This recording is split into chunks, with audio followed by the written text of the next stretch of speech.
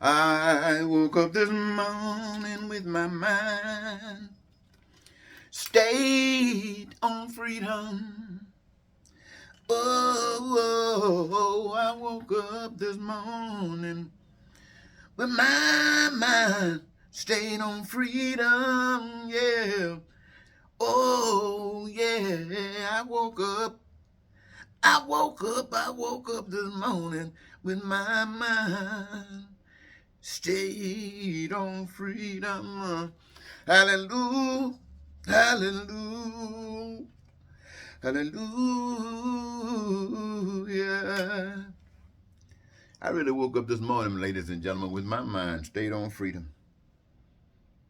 And as I got out, got a chance to see some news, I saw them talking about abortion, guns, and CRT. And I, as usual, constantly thinking about freedom for me, freedom for us. Got some thoughts. And I want to share with you, ladies and gentlemen, what I see going on. I hope you care. I hope it matters. But in relationship to the shootings that's going on and the killings that's going on, in relationships to the questions about guns that is going on, it appears that Republicans are okay with turning schools into prisons, according to Senator Cruz. Now, I'm not naive enough to think that all Republicans think that. Some of them do. And usually these are the ones who really got no answers. And so whatever popping in their head, they're just letting all kind of stupid stuff come out. So I don't want you to think that I'm trying to advocate that all Republicans want schools to turn into prisons. No, I'm just saying we got a conflict there. Why we got a conflict? Because no one amongst that group knows exactly what the right thing is to do. Now, they don't just do this alone. They got the support of the Democrats. Well, the Democrats might say, well, we are against that here and there, but the truth of the matter is the NRA has been around a long time. And it's still here. And it's still doing what it's always been doing. So we have to realize that there's something bigger going on. I also heard a statement from the authorities, the president of Canada. They were talking about they have many rules and regulations, as America does, and I'm sure other countries, when it comes down to guns. But now they were passing a law, my friends, that you cannot even buy a gun, you can't sell a gun, you can't even a pistol. You can't sell a pistol, buy a pistol, transport a pistol, trade a pistol in Canada. Now these people can make rules and regulations like that relative to an instrument that can cause so much pain and death. But you can't say that in America. No, that's a threat to their Second Amendment. That's a threat to their constitutional right. There's a threat to their life to own a gun, a killing machine. Why would they need a killing machine? Well, it represents America and other parts of the world. You see, in order to justify having a gun, that means that there's something going on. There's a threat of something going on. It's not just the bear. No, it's not just a gorilla. And it's not just a snake in the grass. It means that there's something going on that you got to defend yourself from any way necessary. It might mean defending yourself away from poverty. And so you're willing to use a gun to make sure that somebody else experiences that poverty and not you. Well, these I would categorize as racist. I would categorize these as people who hate. I would categorize these as bigots. But I won't just stop there because it seems to leave so many out if I did it that way. So I would just say that this representation is of evil. Of evil, ladies and gentlemen. Now, when I say of evil, we're talking about things that would include not only the critical race theory, for whatever that means. I guess you can say it means 1,000 different things. Depends whose mouth it comes out of. But what actually is being spread is evil hate. That's no solution, just evil hate. Now, I could go on and on and on, but you know basically where I'm coming from. So I just want to get ready to wrap this thing up in these next minute or two. I understand that they're trying to organize some protests relative to abortion rights. And you understand why, those of you who represent and support abortion rights, why you're doing it. Now, there are those who do not support abortion rights. Now, who's right and who's wrong? Well, nobody's right, nobody's wrong. The truth of the matter is this. The evidence is that neither know exactly what they're doing. They both got a point to make, and it's legitimate.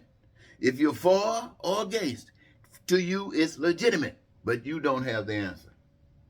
So you're doing this and you're trying this, you're arguing, you're splitting, you're dividing. That's what evil does. For those who are getting together again to talk about guns, well, we already have been through that. We know what that's all about. But here's my point that I want to make, ladies and gentlemen. When you start talking about critical race theory to include it in that group, you'll understand it a little bit clearer, perhaps. Now,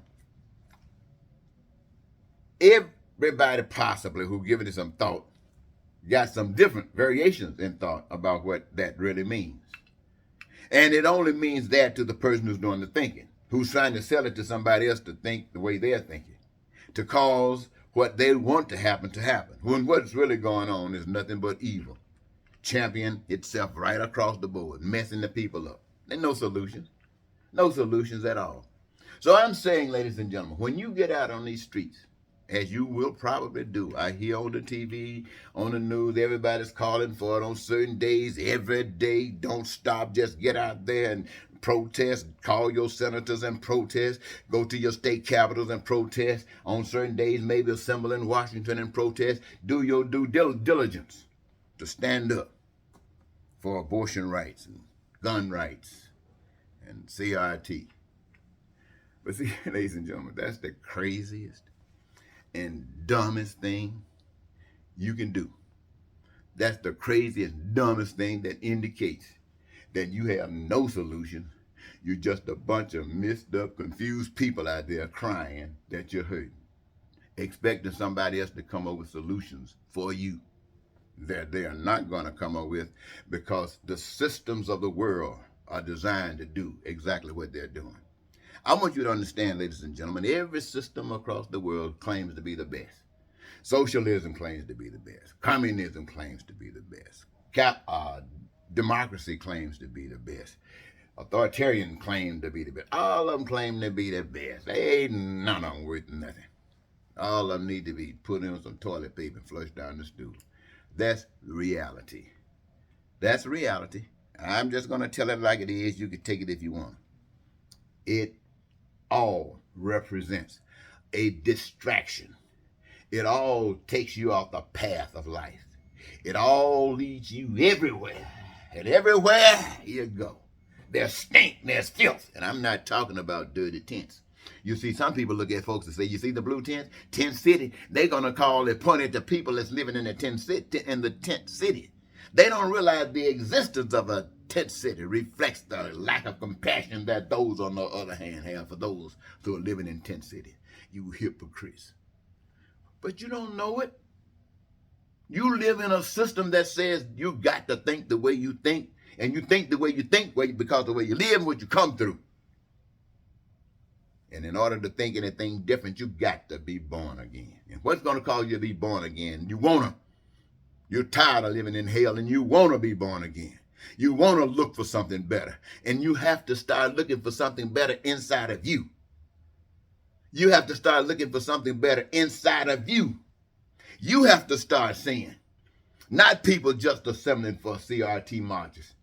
Not people assembling for guns or lack thereof. Not people just assembling for abortion, do or not.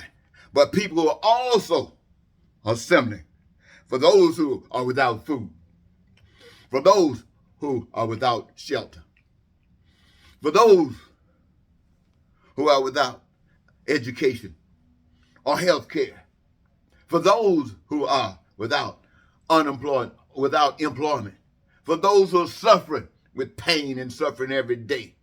You, my friends, if you're going to stand up for anything, you got to stand up for everything, at least that you know of. And everybody that says there's a pain, if you're standing up for anything less than the whole thing, you deserve exactly what you get. You got a sore on your arm and it's causing a pain, and you got something else going on because of that sore. You want to get out what's causing it. And what's causing any of these things that we mentioned here is the same thing that's causing and is represented in all of it.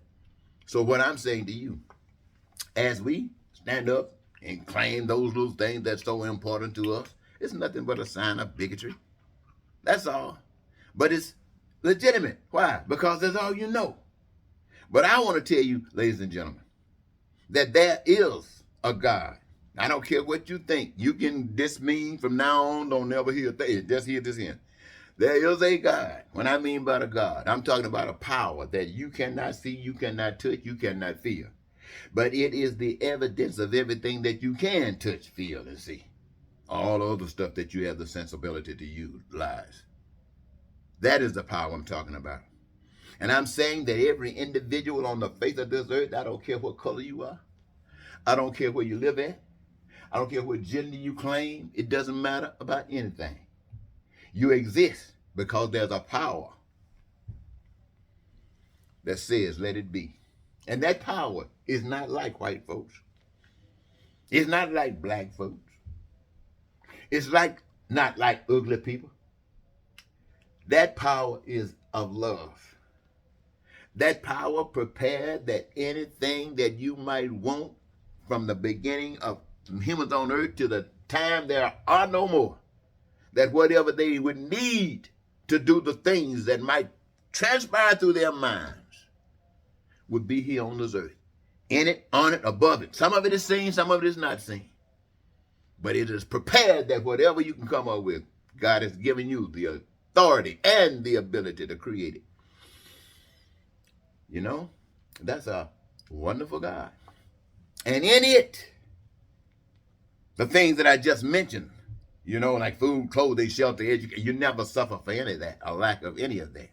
But not only that, because of listening and following the principle of the new born again spirit, you live in peace with prosperity and freedom, joy in your life, and your dreams come true.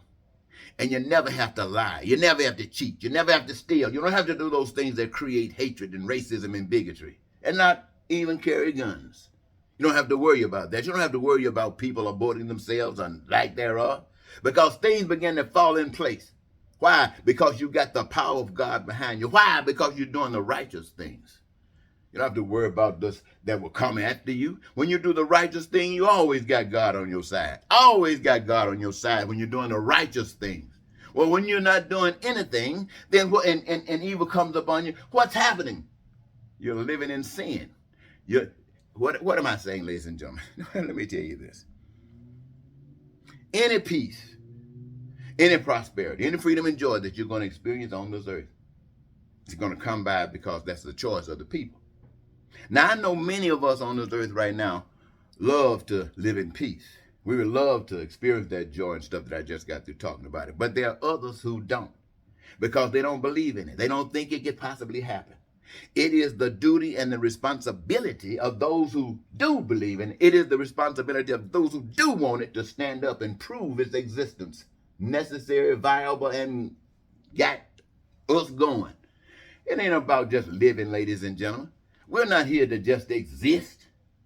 We're here to do some things. We're here to not just build a house, even though we need it. Not just grow some food, even though we need it. But we're here to create peace. We're here to create joy. We're here to create, and how do we get that? It is an expression of an understanding of a spirit that you used to didn't know anything about, but now you do. And it is living through you. And by so doing, the whole world can see the expression of the Almighty God. And you're the instrument whereby that can happen. Now, what a wonderful place to be in. So I'm telling you today, you know, Everybody can walk around and pat themselves on the back. But until that happens, until we can look at our societies wherever, Russia, North Korea, China, Africa, America, and say a job well done, we are not doing nothing. We're just kidding ourselves that we're the biggest demons on the face of the earth, lying to ourselves. And who? Yeah, that includes those of you who think everything is going good. Those who say, well, they can live over there, but not over here because we are better. I hate to say that, but yes, you hate to say it because there's nothing but the expression of dirtiness, evilness, and crookedness. And the devil got control of all of us. I'm saying these things, ladies and gentlemen. Don't nobody gloat. Don't nobody go nowhere and say, I've been saying that. I told them. No, don't you say that. Because this is all of us. Until the thing is right, every last one of us are responsible for it. Nobody's excused.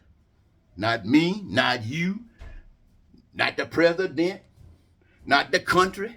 Everybody's guilty of disobeying the love of God. Now, I don't care what you say. I don't care what you say. But every time you see somebody hurting, every time you see somebody experiencing pain and you do nothing about it, I say do something for it.